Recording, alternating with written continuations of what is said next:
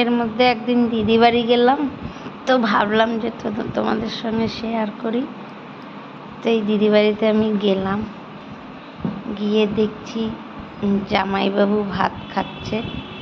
তা বলি, জামাইবাবু আসুন একটু ভিডিও করে নিই। তো জামাইবাবুর সঙ্গে একটু ভিডিও করছিলাম। জামাইবাবু মনে করছে, কি বলছে, কি করছো, ছবি তুলছো? আমি বলছি না না, ছবি তুলছি না, একটু ভিডিও করছি।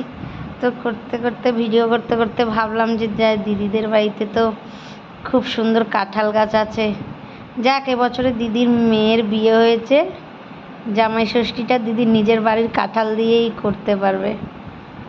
তো এর মধ্যে আবার আমার জামাইবাবুর ভাইরা এসছে, 2 ভাই, তারা দেখছি ড্রেস পোশাক করছে।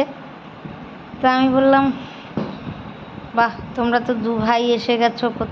2 ভাই মিলে এখানে থাকে না, দুজনই বাইরেতে থাকে। তো দেখছি দুজনই এসে গেছে। আমি বলছি, বাহ, খুব ভালো। তো এই করে আমি ভাবলাম কি, দিদিবাড়িতে কাঁঠাল গাছ আছে, প্রচুর কাঁঠাল হয়।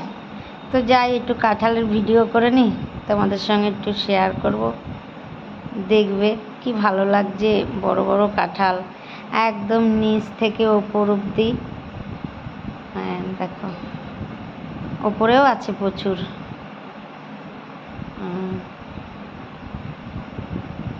এখন দিদি বাড়িতে নেই, দিদি ডিউটিতে গেছে।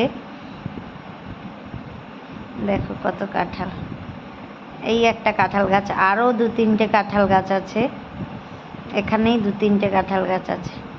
অবশ্য এটা কিন্তু আমার দিদির বাড়ি নয়, এটা একটা স্কুলে আমার দিদিরা থাকে। তো আমি আসলাম বলে আমার মনে হলো যে না, কাঁঠালগুলো বেশ ভিডিও করি, দেখতে ভালো লাগছে।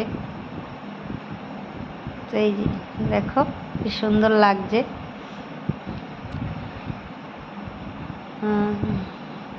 তো এরপরে আবার শুনছি যে, দেখছি যে দিদির এরা রেডি হয়ে যাচ্ছে, মানে এরা জামাই ষষ্ঠীর নিমন্ত্রণ করতে যাবে, মানে মেয়ের বাড়িতে। তো মেয়ের বাড়িতে নিমন্ত্রণ যা করতে যাবে বলে সব মানে রেডি, সব জামা প্যান্ট পরে 5 কেজি। এই যে আমার দিদি তো এসে গেছে। তো এবারে মানে এরা রেডি হয়ে গাড়ির ওয়েট করছে, গাড়ি বুক করেছে, গাড়ি আসবে।